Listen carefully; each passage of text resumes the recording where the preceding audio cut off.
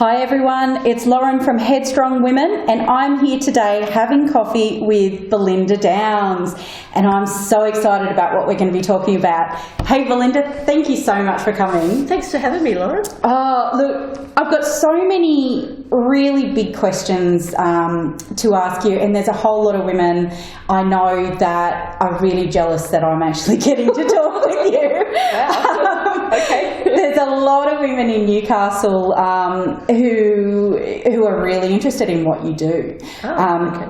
So look, let's start at the beginning. Your career type is often really misunderstood.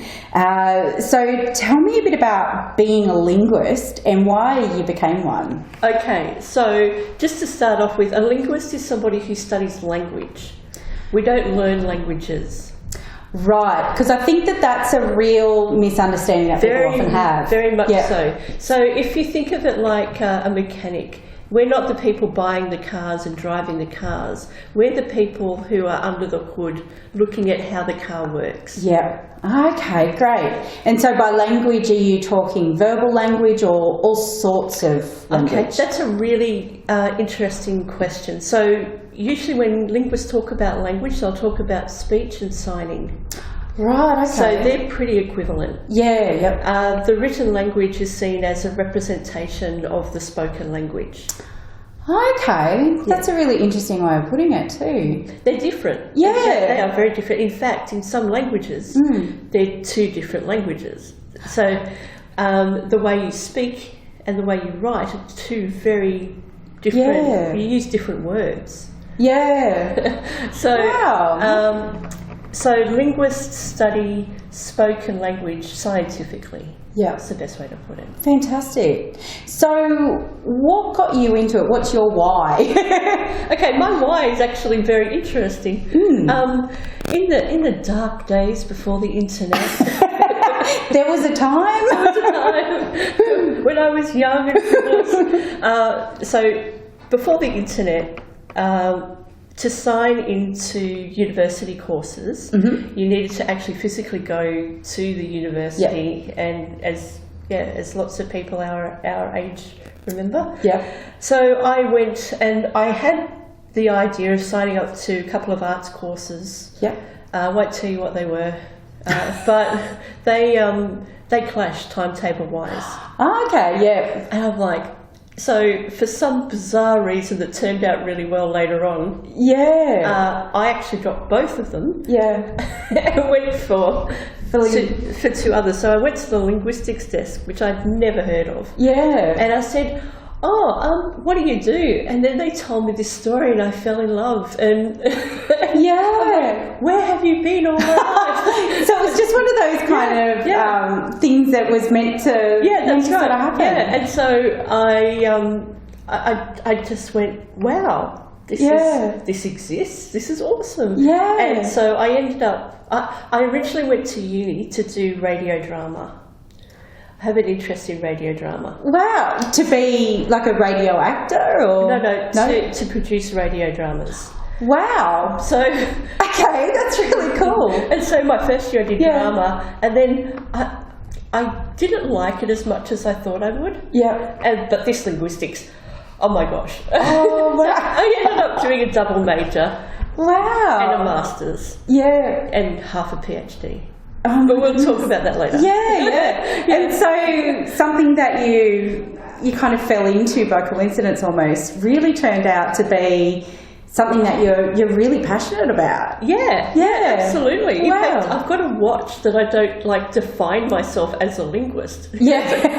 I'm Belinda, I'm a linguist.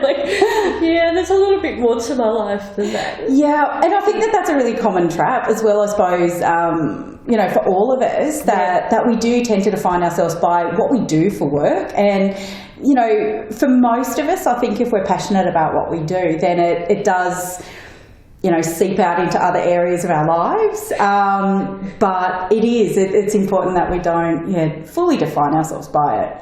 That's so interesting, though. I'm just sitting here listening because we went to the same uni a few years apart, and I'd mentioned to you earlier that I did psych there, but thought linguistics sounded like a communications thing, and I was really mistaken. Oh, yes. So, funnily enough, I did first year linguistics but found it was very dry and it wasn't me, but I did drama and really enjoyed that. So, different pathways. But the radio drama sounds really interesting. Yeah, it's not... Yeah. People don't hear enough about it, but it's basically theatre of the mind.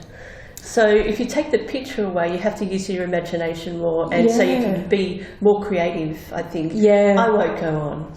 No, look, I often get into debates with people about whether I'll watch the movie after reading the book, and I think it's the same thing. Yeah. You know, it's never... Some of the movies are wonderful in their own right, so, you know, not bagging anything out, but the picture and the imagery in my head is...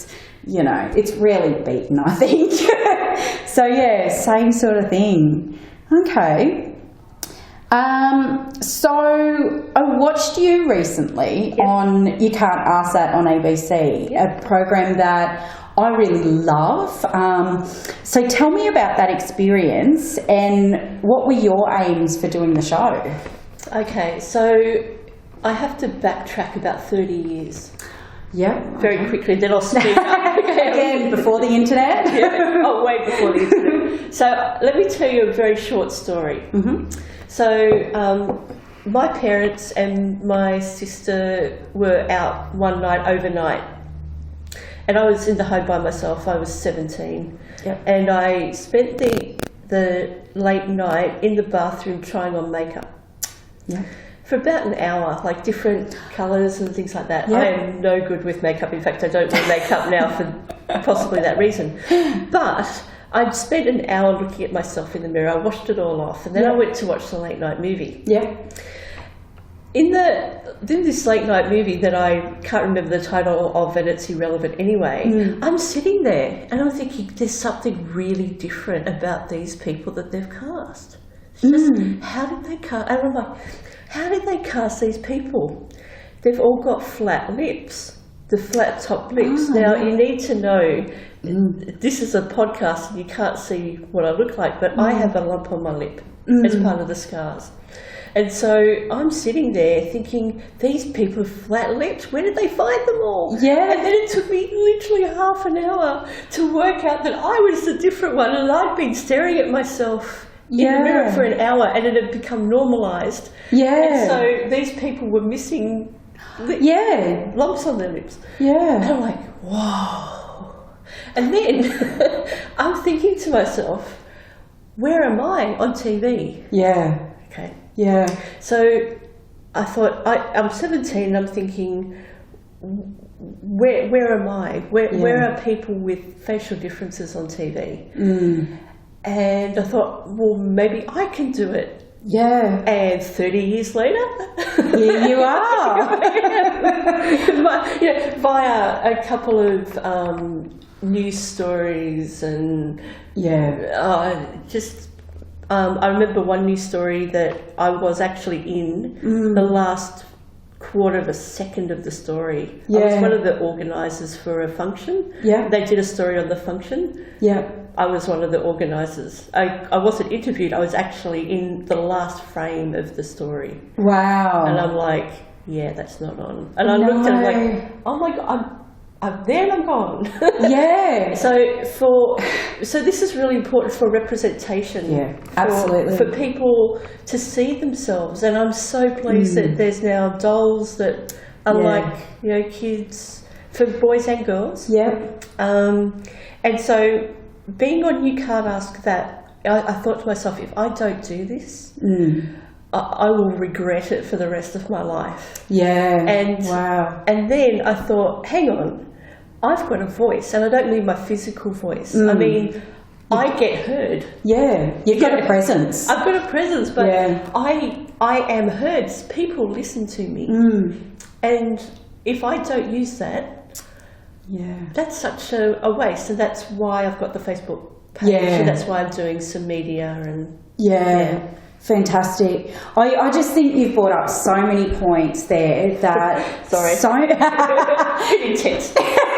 No, this is great because I think there's so many women there who are going to see themselves in your story, and regardless of of how we see ourselves, I don't think that there's actually many people who do get to see themselves in mainstream media. That's right. Because it's a very selective population that we see regularly. Yeah, and I think what a lot of people don't appreciate is that behind the scenes, there's makeup artists, there's digital artists, there's so many people there making people look good. And it's not real. It's not real, and you shouldn't compare yourself to it. Yes, thank you. and one thing I've noticed in print media, just in I want to say the last sort of 5 years, is there's been this real push to kind of out things like airbrushing and stuff. So magazines are saying we're not using airbrushing, or we are, so that people are starting to get that concept as well, that it's what we're seeing isn't real. Yes. It's not diverse in the way that the world is diverse either. Yeah. All we've got to do is go down to the local shopping mall and we see all sorts of different people. Yeah. I think we need to be more critical when we're reading media. Yeah. That we need to understand that the media is there to tell a story, and they use particular tools like words and pictures to tell that story. Yeah. So for people with facial difference, for example, the story is often pity and things like that. So when I was on You Can't Ask That, the best part of that is that there was questions but no agenda. Yeah. And the best thing about it is that the editing is faithful to the message. Yeah. There was only one promo that mixed it up a bit, but it still wasn't off. It was still in line with what the project was. Yeah. And that's fantastic. I was just saying to someone a bit earlier about some of the reasons that I know so many people, myself included, really love that show is that it's very much real stories. It's really unpretentious. It's, there's not bells and whistles. All of the stories are real people just giving their responses. Yeah. And there's such, it's so powerful just in that simplicity. Yeah, there was an interview with one of the producers who said that they were quite worried about asking these questions of people, but then realised that actually they get asked this all the time. Yeah. And I know in my experience, they were not unusual questions. Yeah. They're just, and it was just really, the producers were very aware of the fact that they didn't know. So they had a really, I'm just trying to think of the word,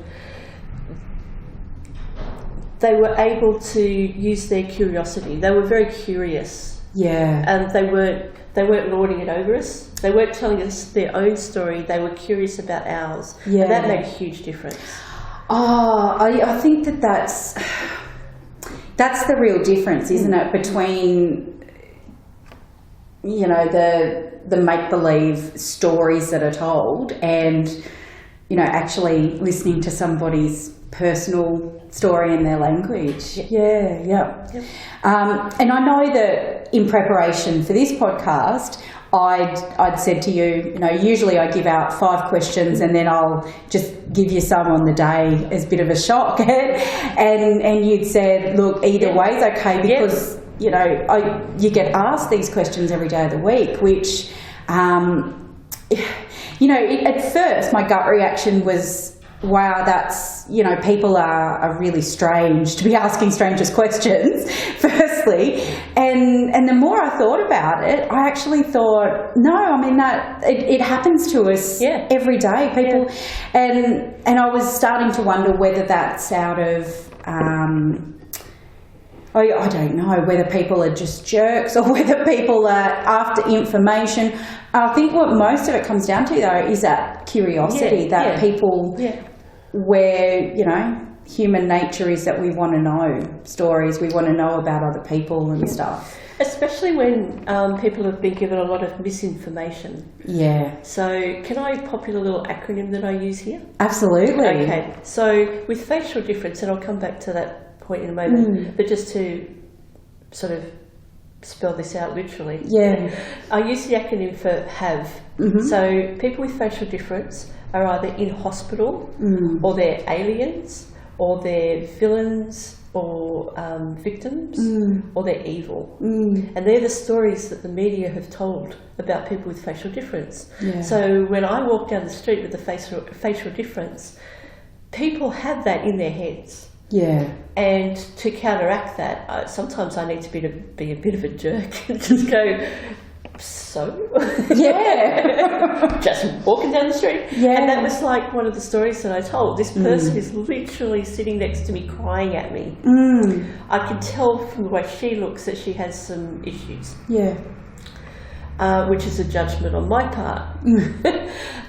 But she was crying at me and she said, oh, I feel so bad to be you. And I'm like, well, I'm just going to work. It's not that bad.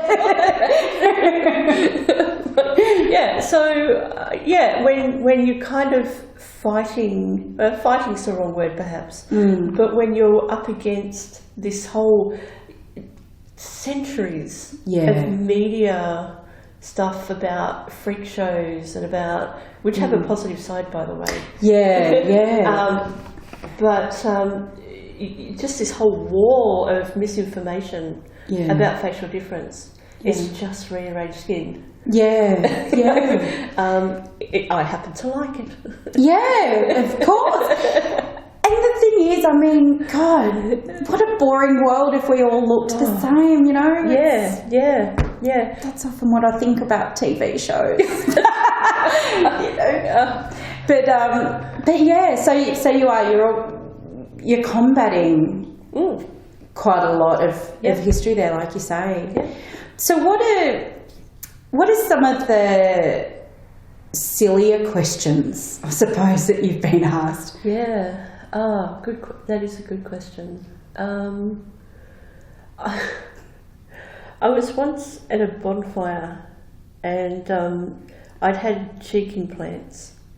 I don't have them now, but I had cheek implants at the time, and the person that said this knew this, obviously. And she said, step away from the bonfire, your cheeks will melt. Which is not a question so much. It raises questions. It's not quite how it works. That's right. I was like, well, I better not cook anything. There goes the oven. Yeah. Okay. Oh, well, there you go. You did ask. I did ask. It's not what I was expecting at all. Away from the bonfire. Oh, wow. Yeah, no, I'm shaking my head. That's not what I was expecting. Good one. Thank you. Not mine. I'm happy to use it. Yeah, love it. So facial differences, some chronic health conditions as well that go with that. Yep. Okay, so it's really important to know, and I've read that question before, so I had a really good think about it. The facial difference is just the way I look. Yep. The facial disability, on the other hand, is underneath my face. And I find it absolutely incredible that nobody remembers that there's actually muscle and there's bone and there's stuff under the skin. Yep. So when people talk about faces, they're just talking about the skin. You get all this skincare range, look after your face. And I'm like, well, the best way for me to look after my face is to have a day or week where I'm not talking. Yeah. It's got nothing to do with skin cream. No, you're right. And really, you know, again, that's a bit of a light bulb moment because skin is just the covering and there's mechanics under there. It's important. Skin is important. In fact, it's a fixed organ. Yeah. At the same time, there is stuff under the skin. Yeah. And what I was thinking was I would tell you about the story about my best failure. I love best failure stories. Okay, this is great. Okay. So because of the construction of my face and how it was put together, and I noticed we haven't talked about what it actually is, and I love that. Let's keep them in suspense. I'll explain it as we go through the story. Okay. So my best failure is that I didn't get to finish my PhD. Yeah. PhDs are amazing things, but people misunderstand those too because they're actually starting degrees for a research career. Absolutely, yep. They're not the end of the line, they're the beginning of something else. They are, aren't they? And they're heavy. They are full on. Yeah. And so about halfway through my program, my face was really sore. I had the part-time PhD, 2 part-time jobs, and I was helping a friend with something that was really important, so that couldn't go. Yeah. So my face seized up basically. I'm trying to interview people. Yeah. And I'm like, I really want to know. It was on language towards people with a disability. Oh, really interesting topic too. Yeah, but it's changed. It's changed in the last 10 years. So I now have friends who are doing the same study in this environment that we find ourselves now, and it's so different. And wow, that's interesting in itself, isn't it? I mean, that's a whole other topic, I think. Yeah. So I have to admit that I grieved that for a while. I worked up to doing this. I felt it was really important work, and it is really important work. Yeah. And then I went, hang on, if I can't physically do this research degree, then I won't physically be able to do the research. Yeah. Which is actually, people don't appreciate how grueling research is. It is actually a really physical thing. It is, and it's a full-time job on its own. And I think that there's a very romanticised view of what being a researcher is. You know, sitting at your computer and just having light bulb moments. That's it. You know, it's all very Oprah. Yeah. But in actual fact, it is a full-time, hard slog gig. Yeah. And so I thought, well, what am I good at? Yeah. And this is where self-esteem comes into it, like recognising what you're good at without saying that you're a complete master class and you don't need to learn anything. Yeah. So my strengths have always been presentation and radio and those sorts of things. So I thought, you know what, I'm going to try and teach.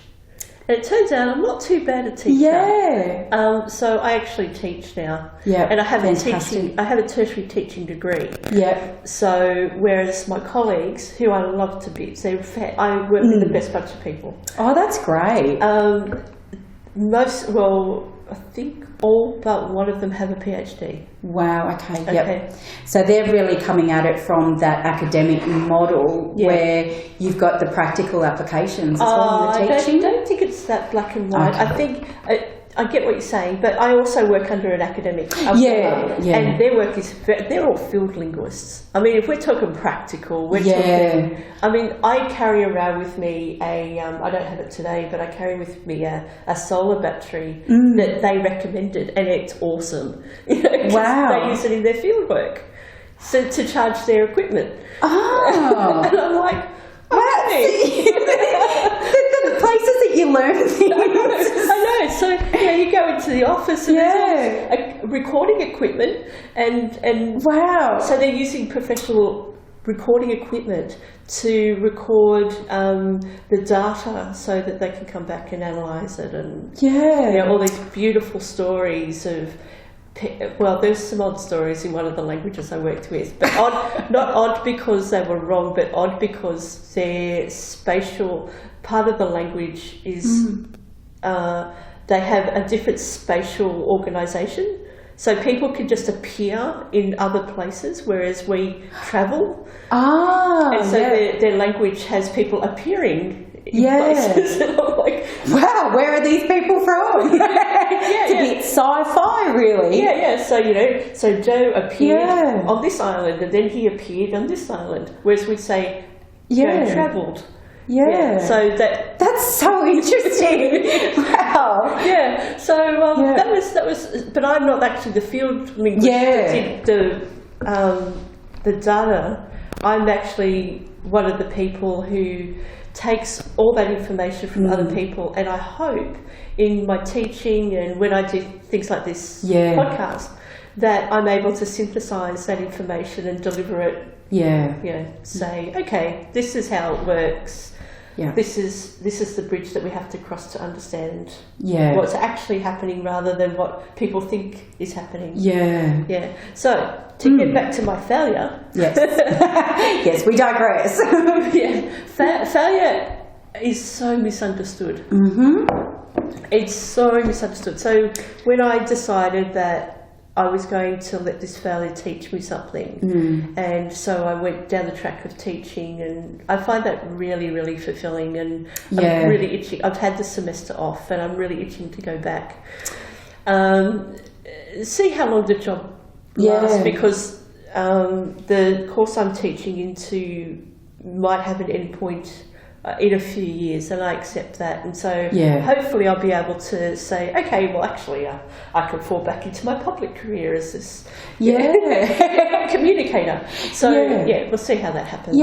So that's fantastic. And look, I'm just sitting here beaming because I could not agree more about failure actually being a positive, and this is something I speak with women I work with really regularly, and I now go into schools and actually teach students how to fail, because it's incredibly powerful, and without failure we actually don't know sometimes where our strengths are, and we don't, we shut ourselves off from opportunities, and like you've just described, you're in a career that's incredibly fulfilling to you.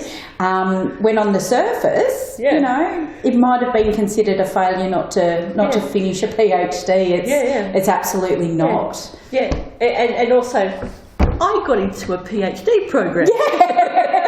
That is incredible. Good on me. Oh, absolutely. It's no mean feat at all. Wow, geez, you've got some really interesting stuff. So from a linguist's perspective, how important is the language that we use around others and ourselves, and what do you notice about the language surrounding women's career development in general? Okay, so because linguistics is quite technical, what people misunderstand about linguistics, and I need to explain this so I can explain what's happening. I am not going to say, change your speech. What I'm going to say is, this is how speech works. This is how people use speech to get particular work done. So language is a tool. It's not... Language does not equal communication, and communication doesn't equal language. So that's really, really, in fact, it's one of the first things that people learn when they do linguistics. So when we're talking about women in the workforce, what we're talking about is something called gendered communication. And so we're talking about things like hesitations. We're talking about turn taking. The use of bold language as opposed to I'm just trying to find the terms. It's one thing to read it, it's another thing to say it. Okay, so there was this idea of a female dialect. I don't agree with that. I think that what is happening is that because some people are talking in a position of power and some people are talking in a position of face saving. Now, face saving is about your reputation. And so if one speaker is, and you'll notice that I don't speak about women directly because this goes for men and women. And that's a really important thing to know. So if anybody is talking to anybody else and they want to defer, what they'll do is they'll say things like, I was wondering if we could send this email. And that's got a hedge, as opposed to, I want to send this email. I want this email sent by 12. I was wondering if we could send this email by 12. There's a massive difference there, isn't there? One's really quite passive, and the other is very directive almost. Yeah. And there's an appropriate time for both. But I find because many women aren't conscious of these tools, they're not aware that they can use or not use them. So you've got the hedging, you've got the hesitancy. So it might be something like, I'll have to get back to you on that. So that real hesitancy. So instead of doing that, if you say, wait a moment, I need to think about this. Like literally saying, wait a moment, I need to think about this, and literally thinking about it before you. I'll have to get back to you on that. There's a massive difference there. I think one of the things that I talk with women is around coming across as confident, and certainly one of the things, let's use job interviews for an example. In so many years of doing this, I've only met one person who says, I really love job interviews. And I have my hesitations there.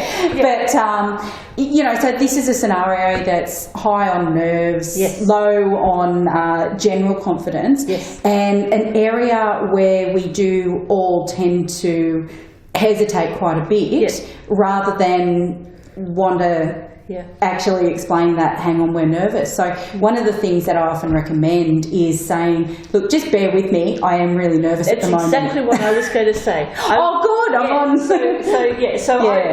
You're exactly right. So if you go into an interview and you say, I'm going to be hesitant because this means a lot to me. I want to present my best self. So bear with me. And so you don't have that guessing game. So people know why you're hesitating.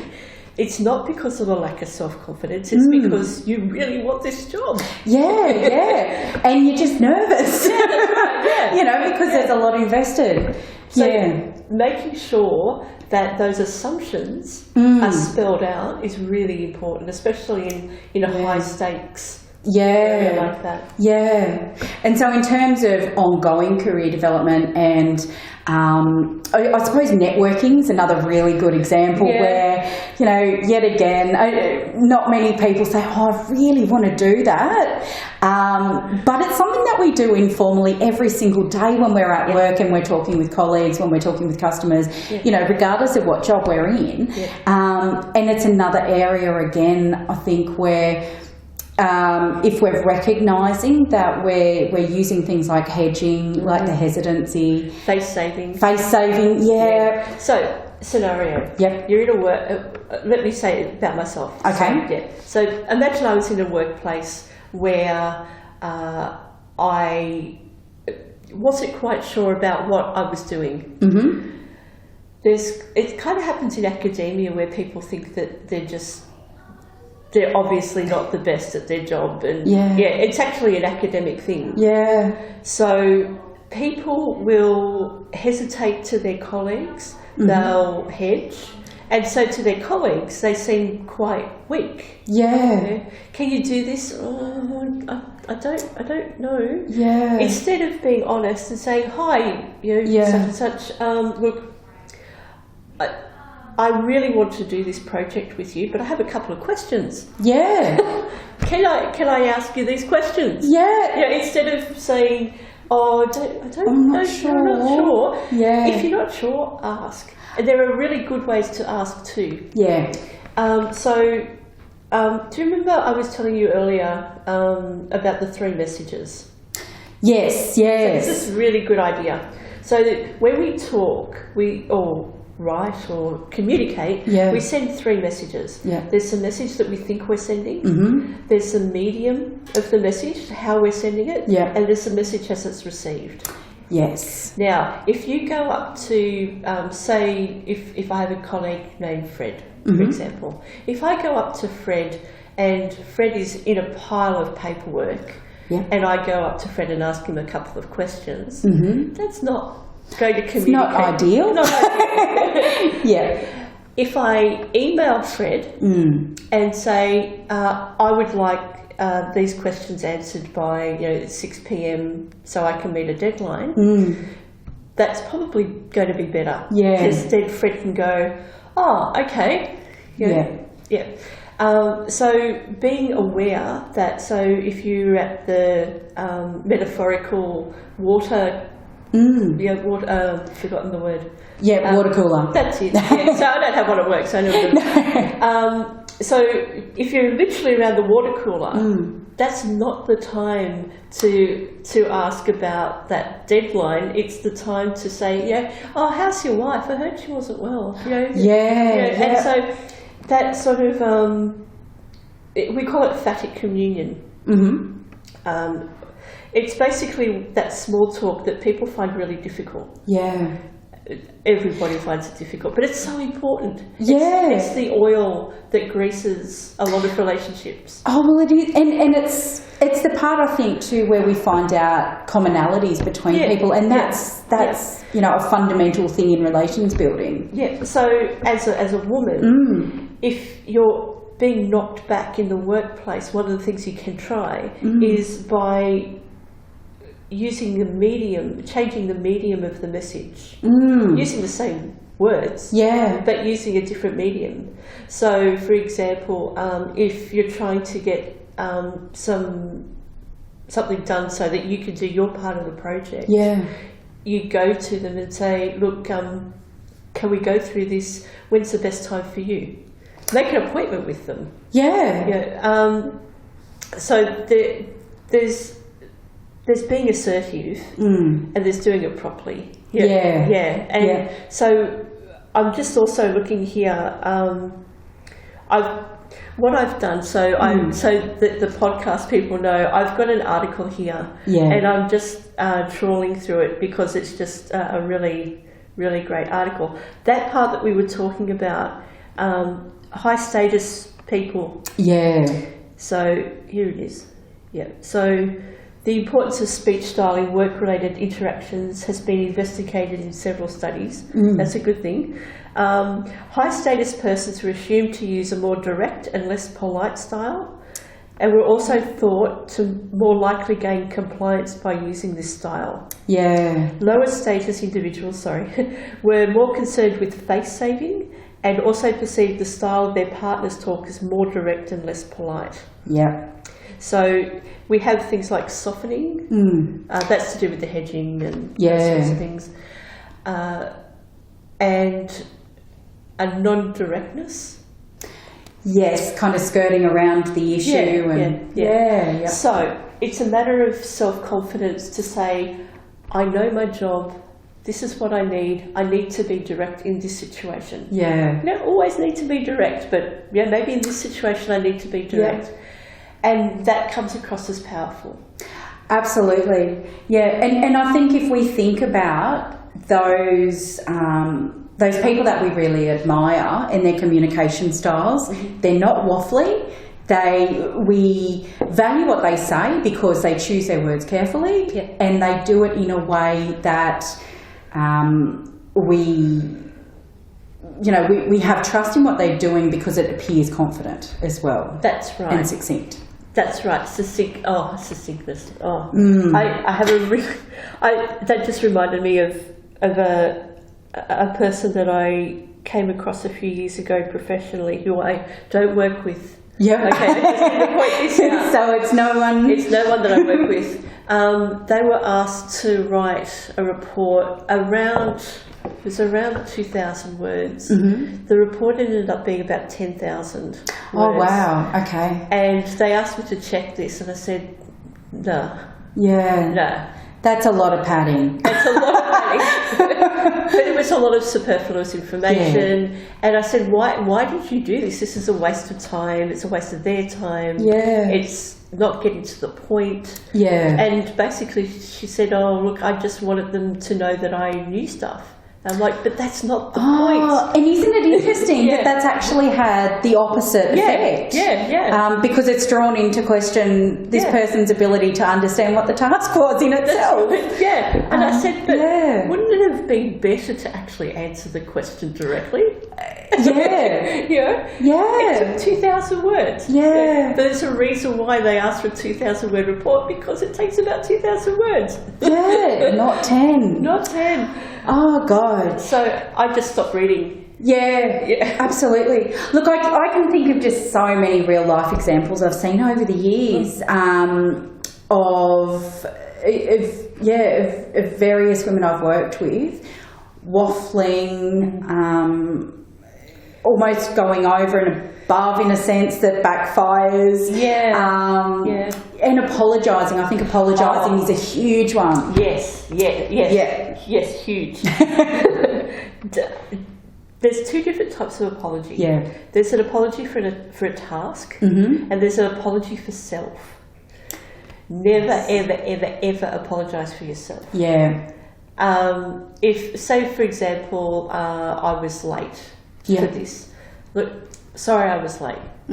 Like, oh, I'm really sorry, I'm late all the time. You know, Yeah. two completely different things. Very different.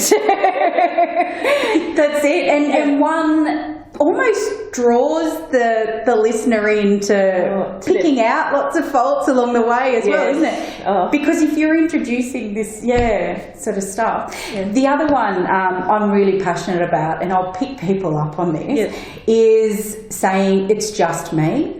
You know, when you answer the phone and you say, oh, it's just Lauren. That's a hedge. No, it's not just. Yeah, I do that too. Yeah. I pick people up on it. That's a hedge. Yeah, that's a hedge. That's saying things like, as I was saying earlier, I'm just wondering. It is. Oh, my goodness. That's a power issue. Yeah. That is definitely a power issue. When people are communicating, they're not just communicating their message, they're communicating themselves as well. And so if you're communicating in that sense, then what you're saying about yourself is that I'm not worthwhile listening to. Yeah. But people are probably doing it for the opposite effect. They're probably trying to save the other person's face. Yes. Whereas what they're doing is actually losing their own face. And by that I mean reputation, not...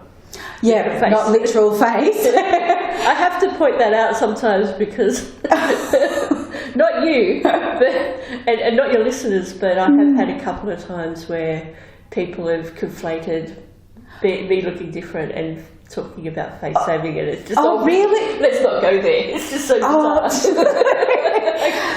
Okay. Look, I'm obviously communicating with the wrong people.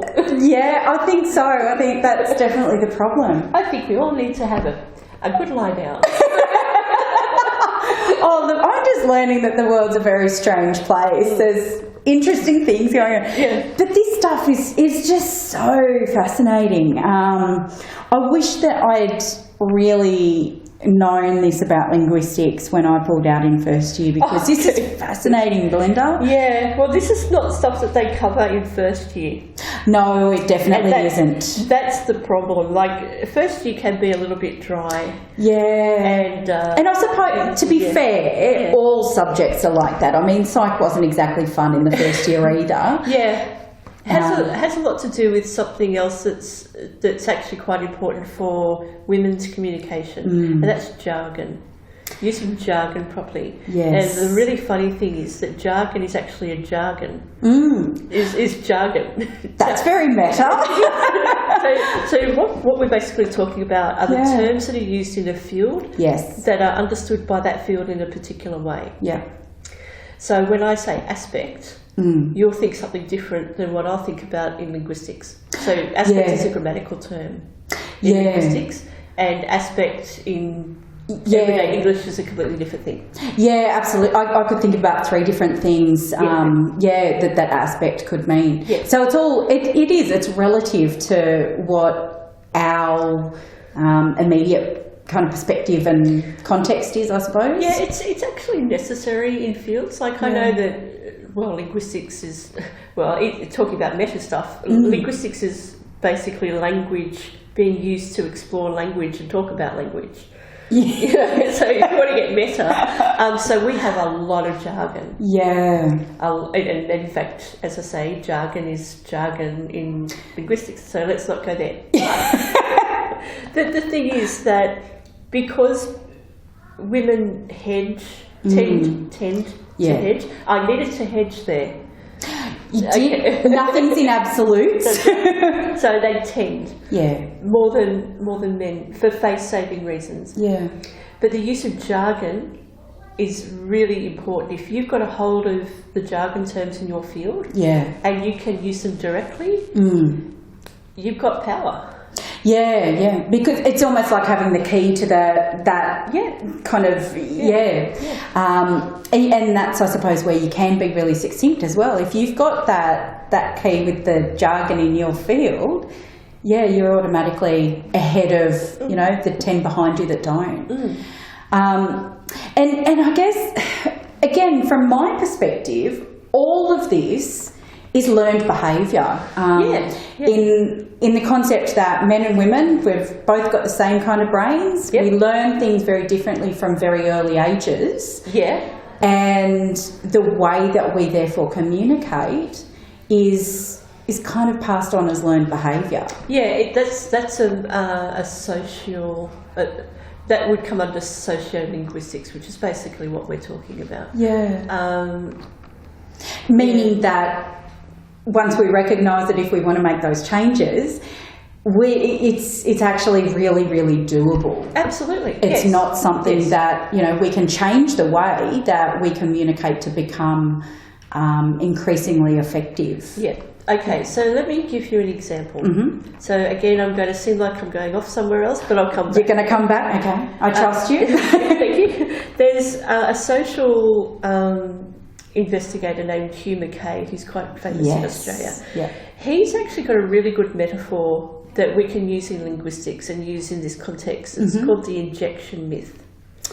It's the idea that if you've got an idea, you put it into words and you kind of inject the words into the other person and expect them to get the same message. So it's basically a brain transplant, if you like. It's saying my words are containers that take my idea and they're going to transplant them or inject them into somebody else. And they're going to have full understanding. And that's not true. No. And even is it in Alice in Wonderland or the next book, there's a line where the Cheshire Cat says, "Say what you mean and mean what you say."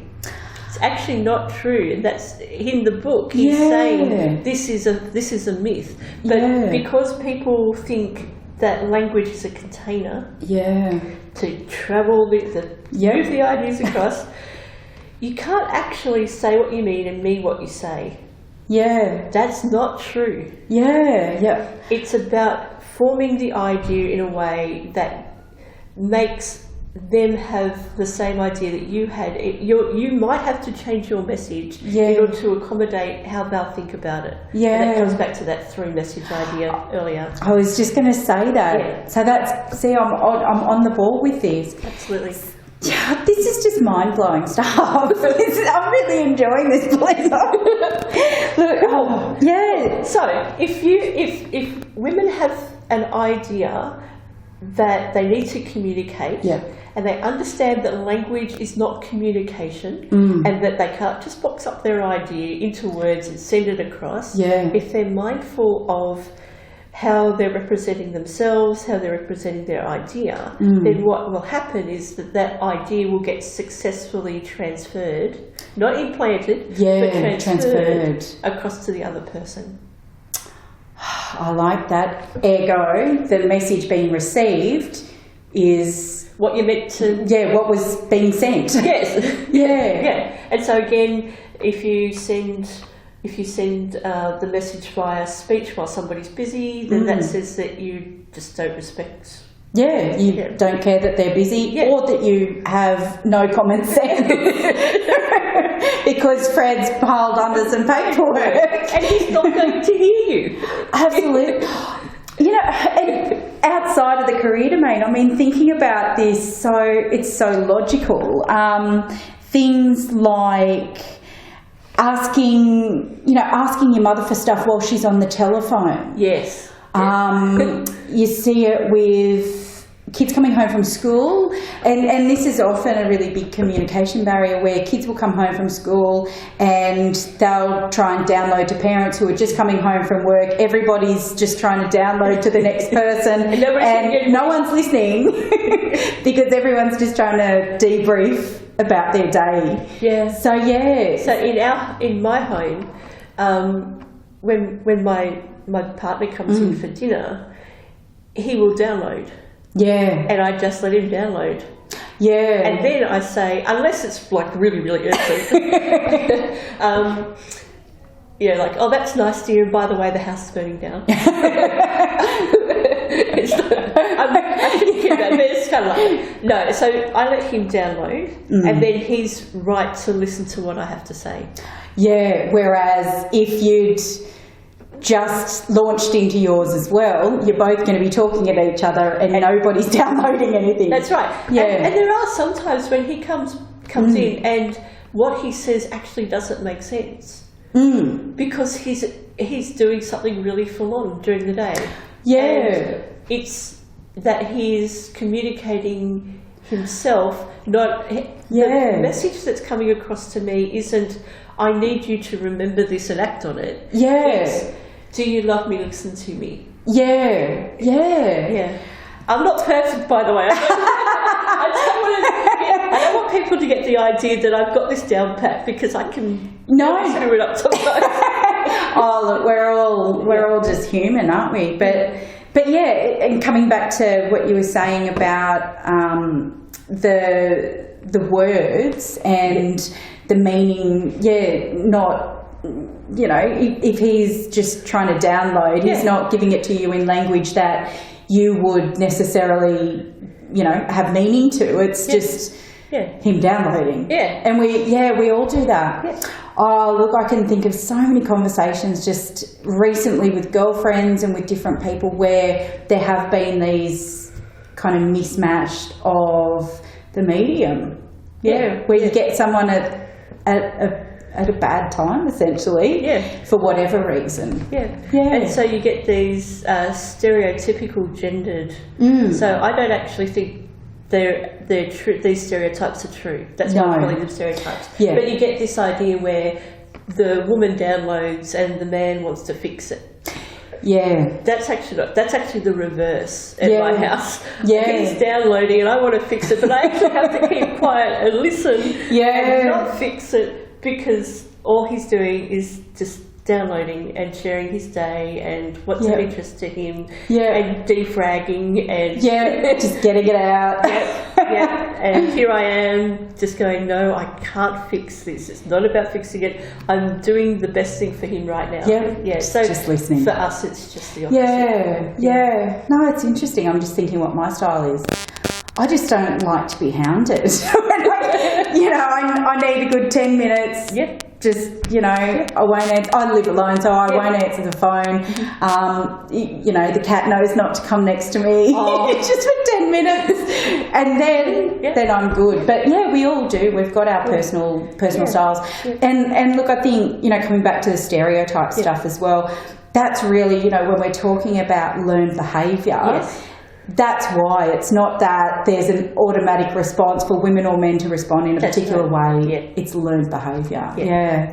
Oh, God, this is so interesting. So, I think you've actually a lot, you've really gone above and beyond, I suppose, and answered loads more things. So, look, I guess coming back from a different perspective, what advice have you got for women then who feel pressured to look the norm, in inverted commas, but don't? Yeah. Okay, so we're coming back to the facial stuff. Yeah. Which is great. Okay, so I've actually written an answer here, so I've got it. Oh, great. Yeah. Okay, so I've got. Yeah. Okay. So basically, the idea is that beauty is an arbitrary standard. It is. Yeah. And so when you've got the idea of people in power imposing the way that people dress, the way that people look, there was, and the reason I wrote this note, there was a really bad example in the news just the other day where there was a Belgian university that was telling graduates to wear low-cut blouses for their graduation. What? I know. Sorry. I know. My jaws just dropped. I know. So this is real. Yeah, wow. this is real. Yeah. Okay. I'll show you the link later. But basically, it was a huge outcry, and people were saying, "But hang on, what? Why?" Yeah. and so this is the idea that you look a particular way, and so you are a particular way. Yeah. One of the reasons why I like my face so much is that I get a free pass. I cannot meet the standard. It's not a self-esteem issue.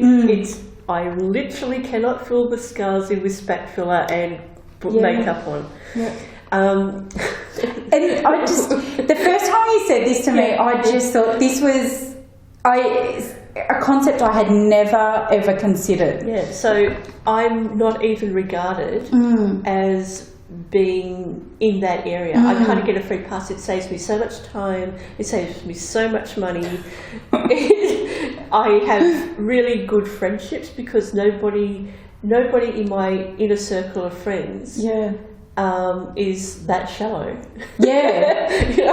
It sort of self-selects, really. Yeah. Yeah. Jerks select themselves out of my inner circle. Yeah. Winning. I like that. Jerks select themselves out. Yeah. So I have really good friends. So to answer your question more directly, I get a free pass out. Yeah. That doesn't answer your question though. Not quite. So, I've been reading Tracy Spicer's new book. Yeah, how's it going? I can't wait to read that. Oh my gosh, it's so good.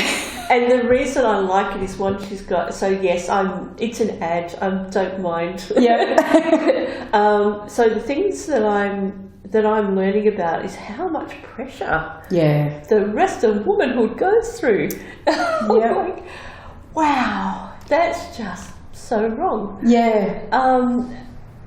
And because I can't grow my hair long and I can't, well, I mean, I've got no top lip essentially, so what's the use of putting lipstick on? Yeah. It's like, well, that's a nice shade of, what is it? so because I get this free pass, in a sense, the advice that I give women isn't probably going to be all that relevant, except to say that because I cannot meet the standard is not real. Yeah. I exist, therefore, it's not real. You know what? That's the best damn answer there is. And if there's one thing that I say to people in everyday life, it is that the norm, whatever it is really overrated anyway. Yeah. It is really overrated, isn't it? Yeah. And it's this man-made concept. It is. And I think it's because many people are not used to diversity or true diversity. Yeah. So again, coming back to what we see, it's not a real representation of what's actually happening. Yeah. And so if you base your judgment on what you see in the media at the moment, what you're going to get is this excuse to say, well, look at these people, they're successful, why don't you look like that? Yeah. Whereas it's kind of a shorthand. Yeah. So if you look at a person, you can judge. Yeah. Now, not to say that I don't judge people, because I do. Yeah. But I'm also aware that people are, I'm going to sound very odd here, but they're dynamic looking. So think of a situation where, for example, I used to work in a fridge. Cold. You don't put on makeup and a skirt and high heels to work in a fridge. No, I wouldn't imagine so. You'd be rugging up and that's right. wearing sensible shoes so that you don't fall over. And and you just shove the milk into the front of the fridge. And the butter and all that sort of stuff. So I was in a supermarket, by the way. It's not just a fridge that you walk into. So when I caught the bus to work, Yeah, you were dressed like that job. Yeah. Yeah. Like I'm in a fridge. Yeah. Right? So the thing is that we are dynamic. We look dynamic. We do not wake up looking spectacular. No. Nobody does. No.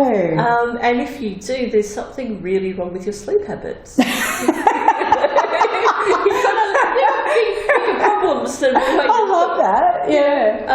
I saw a calendar about 10 years ago, and I'll never forget it. It was of famous people waking up in the morning. And they were obviously not waking up. Their hair's all done. Yeah. On, and I'm like, nah. That's just not happening. That's not true. No. You've got back into bed.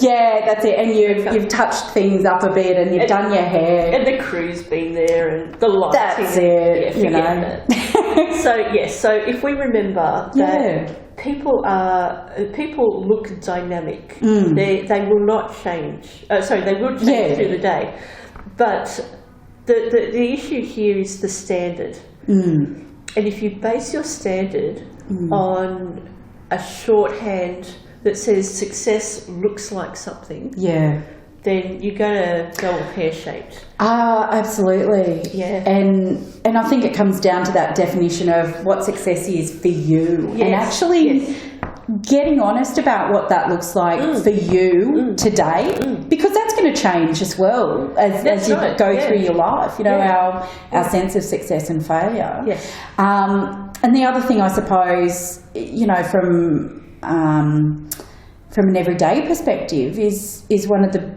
biggest things that I do recommend to people as well when we're looking at things like self-esteem and self-worth and that concept of who we are.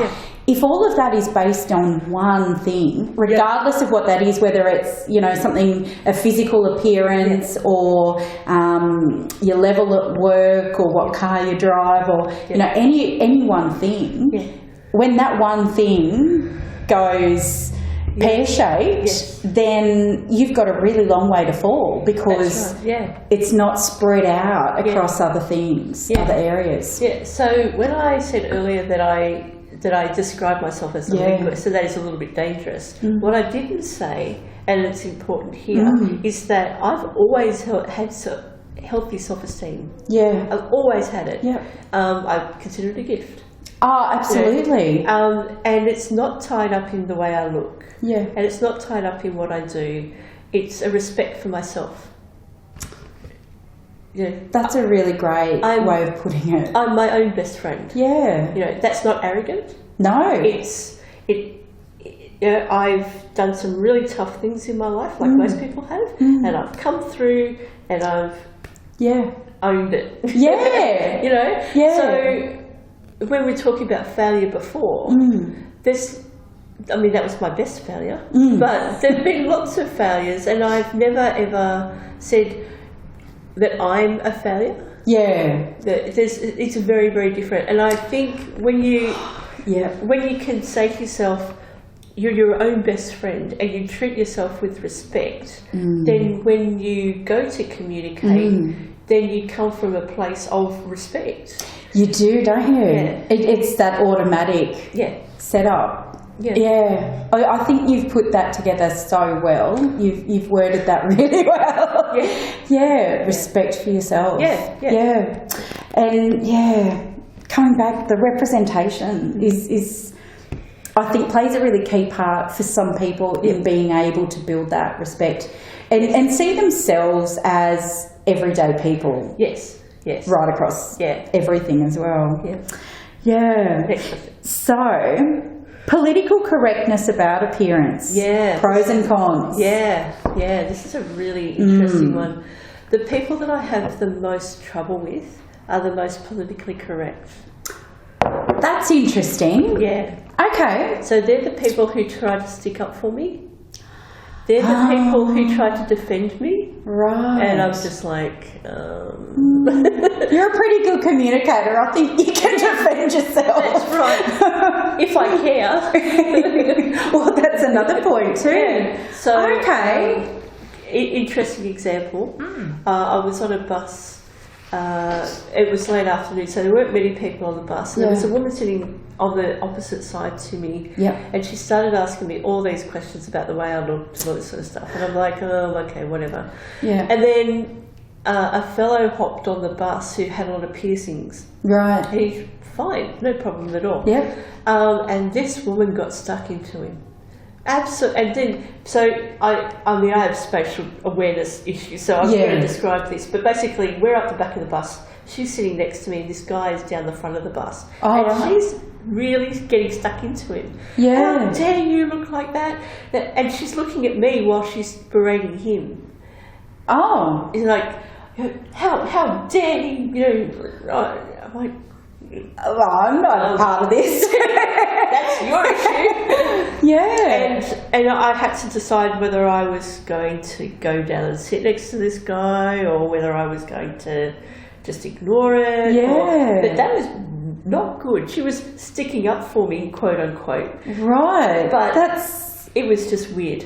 Very strange. Very strange. Yeah. So I think I don't think too deeply about dysfunction, but I think what was happening was that she saw it as an insult to people with facial difference if you deliberately change your appearance with piercings. That's my thesis. That's as far as I'm going to think about it. Yeah. Because the idea she communicated to me was that she obviously hadn't thought about this very deeply and just flew off the handle. It's a really interesting approach, isn't it? Yeah. And again, I can think of lots of examples where that happens. The fat one's a really interesting one as well. I get that all the time. I've had that so many times where, and I'm fat, like I'm not, it's neither here nor there. But it's one of those things, I think, where there's that hesitation sometimes from people to say, oh, but you look really nice, you really dress for your size. I'm like, really? Because I didn't actually ask that. Thank you for your approval. So in my head, what that says is, and this again comes back to communication. Yeah. People think they're communicating a compliment, but it's actually not a compliment. Really backhanded. It's a backhanded insult. It is, isn't it? So if people were actually okay with what was happening with whatever they're thinking about, they wouldn't comment. No, because it just wouldn't be needed. I think it says a lot more about them. It does, and that's what I always say to people. Don't take it personally because it's not about you. Yeah, and I think we all need to remember that, don't we? Yep. It's their issue, they'll deal with it. Yeah. So your Facebook page is called Coffee with Belinda Downes. Yep. So what are your aims with that, and where in the world would you most like to have coffee? Well, one of the aims, and it was actually a very deliberate choice. It sounds very boring, and that's deliberate. Right. Because what I wanted to happen was that I wanted a name that meaning would tip into rather than me trying to impose a meaning onto it. Yeah. So it's a very boring name. Deliberately so. Okay. Coffee with Belinda Downes. Yep. So the aim is okay. Again, I'm going to say this in an odd way. Just to be myself. And to present myself as myself. Yeah. And then if I do that, basically that's a positive message. So what I'm not saying is, hey, listen to me. I'm not ugly. I'm not strange. Yeah. Yep. I'm just Belinda. Yeah. And you can have coffee with me. And so that's, again, coming back to communication. What do I want to communicate? Yeah. If I'm going to go out there and say, why isn't this happening? That's going to communicate something about me. Yeah. The choices I make on that page are deliberate. Yeah. The coffee, because coffee. Yeah. There doesn't need to be another reason for coffee. And I'll answer the second part in a moment. Newcastle. Yeah. Because Newcastle is very much a part of who I am. Yeah. And just ordinary life, and you'll see a few of my posts are just my ordinary day, and so there was one post about me finding this dustpan and broom and just being, oh my gosh, I found an awesome dustpan and broom. Oh my gosh, rock my world. And then and occasionally I will present curated things like there was an interview by Carly Fleischman, who's an awesome interviewer. Isn't she? Oh, she's the best. Yeah. And so I presented her latest interview and just said, you know what? People with differences are doing great things. Yeah. It's not about focus. I don't want to get this negative, positive thing. Yeah.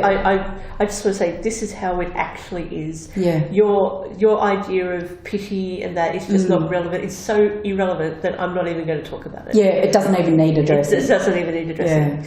Yeah, so there's coffee, there's Newcastle, there's those posts, there's my ordinary day.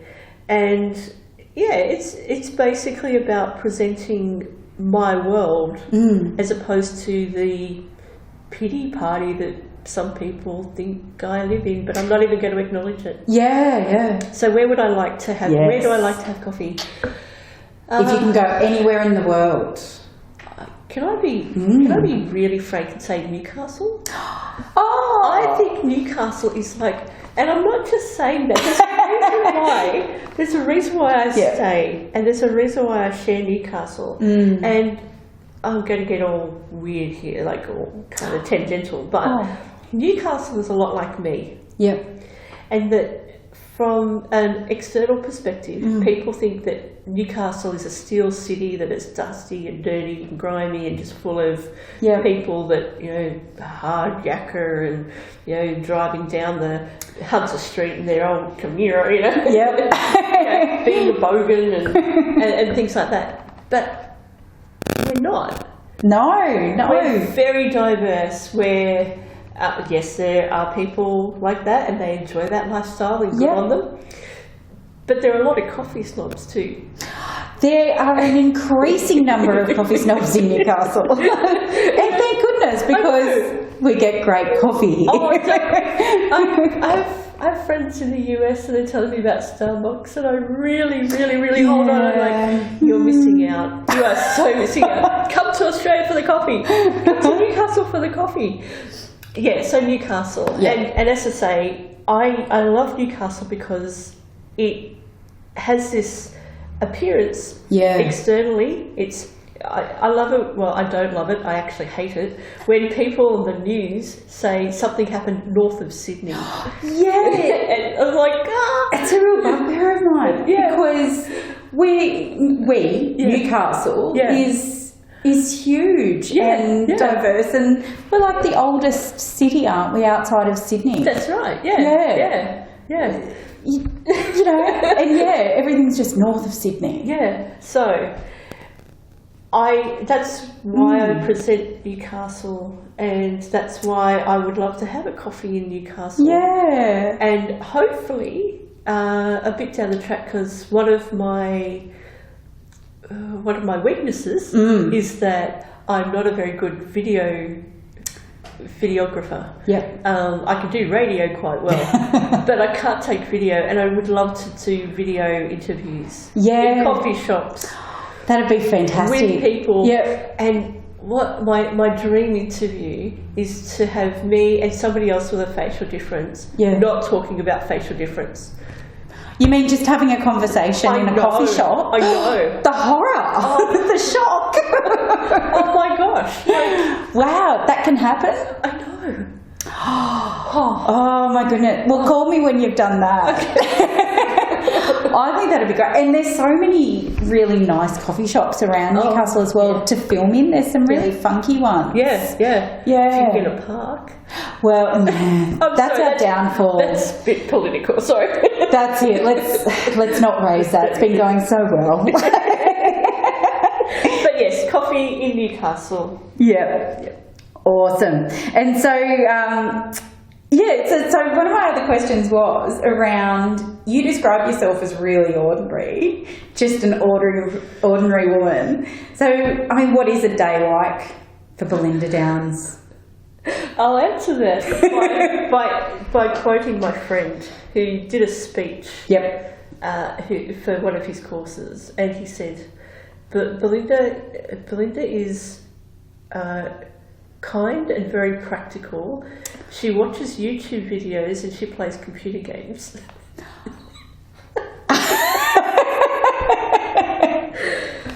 Okay. Excellent. Yeah, so good description. My ordinary day is about doing. Yeah, I do a lot of reading. I actually use text to speech a lot. Yeah. So can you explain what that is? Yeah. As well? So I have something called Erlen syndrome as well. Mm-hmm. So I can't read for long periods of time. Yeah. So when I read, I set. There's programs you can get, so there's an accessible Kindle, for example, that will read the Kindle books to you. That's how I'm reading Tracy Spicer's book. Fantastic. Through text-to-speech. I have a PDF reader, and that's how I got the information that I'm giving you earlier. So I actually heard it. So that's excellent, isn't it? Yeah, I spend a lot of my time reading. I am a little bit of a Sims 3 addict. Yeah, it sounds like fun. I've never used it, but I know people who do play these games, and they sound really fun. And they are. And the thing that I really enjoy about it is that there are times when I'm not in control of my world. I'm not hyper-controlling. Yeah. But there are times when and it feels out of control. Bizarre conversations with dysfunctional people who just decided to bombard you with their stuff. Yeah, and so I remember one particularly stressful day. I came home and I put The Sims 3 on, and I built the smallest house I could for this really large family. It just made them really uncomfortable. I have so many things going around about that. There's appropriate ways. So I'm not suggesting that I am not affected. I'm an ordinary person. They're dysfunctional. I've got to deal with it. I can't keep going to a therapist. I'm just going to make these Sims 3's lives really awkward. And you can't make real people really uncomfortable. So I like that. I'm glad you've contained it in a computer. Right. Yeah, that's right. So that's my outlet. And most of the time I really enjoy the stories. So because you can interact with other people on other the characters. I don't interact with other people on the game. So I don't use the external features. I just play in-game. Yeah. And the thing that I really enjoy about it is that I can control the stories. Yeah. And they're not soapies. I get really frustrated with soapies. so frustrated. It's like, I'm going to marry him for the 16th time. Oh, no, that sounds like Bold and Beautiful. It is. That's exactly what I'm talking about, Bold and Beautiful. They did this thing it was Brooke and Rich, and they did this wedding thing where I counted 16 weddings, and I'm like, no, these people are just dysfunctional. I'm not having anything to do with this. They are. Sadly, I know who she's going to marry next. I know. I'm so pleased I know. I'm disgusted in myself right now. There's a need for those. Yeah. It just so happens that my outlet isn't that. Yeah. So my ordinary day, to come back to that, is that I do spend a lot of time reading. I spend a lot of time. Well, not on computer games, but I also spend a lot of time on YouTube, because what I'm doing at the moment is sort of formulating my ideas about how I'm going to present stuff like Coffee with Belinda Downes. Yeah. And people have to understand that if you're going to do this, there's a lot of stuff that it's like an iceberg. Yeah. So there's a little bit that you see on top, but there's a whole lot below, underneath. There's people working in the field again that I don't have direct work with because of this issue. Yeah. And they'll just appear online and say, this is what I want to do, but don't appreciate that there's a lot of stuff that goes on underneath. You've got to know what you're doing. Yeah. You've got to know the stuff. Yeah, you do. So when I communicate, I need to understand the background behind facial difference. Yeah. I can't just have a facial difference and say, ta-da! Yeah. You know, it's actually based in theoretical Yeah. work. Yeah. And that hard work has to be done. I just love that so much. Look, I regularly go on rants, and you know, one of the biggest rants that I've had in recent times is this whole concept of, well, it worked for me, or this is my story, therefore it's yours. And it's just absolute baloney. Yep. And I've got to say, like, what you're saying is just so respectful about doing background work and really understanding the whole thing. Yep. So can I give you an example? Yeah. So this is going to be a very quick example, but it's actually quite deep. So I'm going to give a fairly shallow thing. Okay. I just want to make people aware that this is happening. Perfect. There are people in facial difference awareness issues who are going via the route of the freak show. And the freak show concept is very deeply rooted in disability. Yes. So the freak show, people go, oh, that's so wrong, that's so wrong. But there's a plus and a minus to it. Yeah. It was one of the forms of, the only forms of employment for many people with differences, facial and otherwise. Yeah. It was a form of community. Yeah. So they would travel together, they would work together. Yeah. It was a form of stability for them. Yes, it was politically incorrect. Yeah. And people were using it to view what they saw as wrong. Or, so it was really voyeuristic. Yeah. But at the same time, there was a reason why it stayed around. Now, taking that and presenting that as a metaphor for understanding facial difference now, though, is a really big problem. Yeah. Because it evokes for people in the area, it's like, oh yeah, community, work.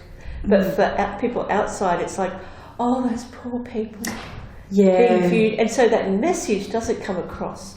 Yeah. So if we have a message that says, this is how we did community as people with a difference, this is how we hid in a way, this is how we did this, but it's actually being taken as a completely different message.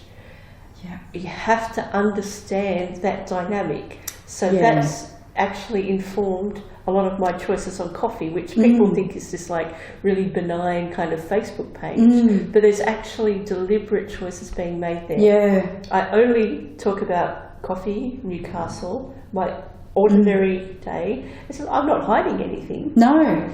But I'm very deliberate about curating my message. It doesn't mean that I'm curating how people see me so much. It's about what I want to communicate. Yeah, and really thinking about that message and again coming back to being succinct and purposeful and and all the rest of it in your message. Yes. I think that's really, really sensible. Yep, and in an era where we do have the internet and there we are bombarded with stuff that's not particularly well thought out or well researched and doesn't take into account context. Can I give you an anti-example? I'd love one. Okay.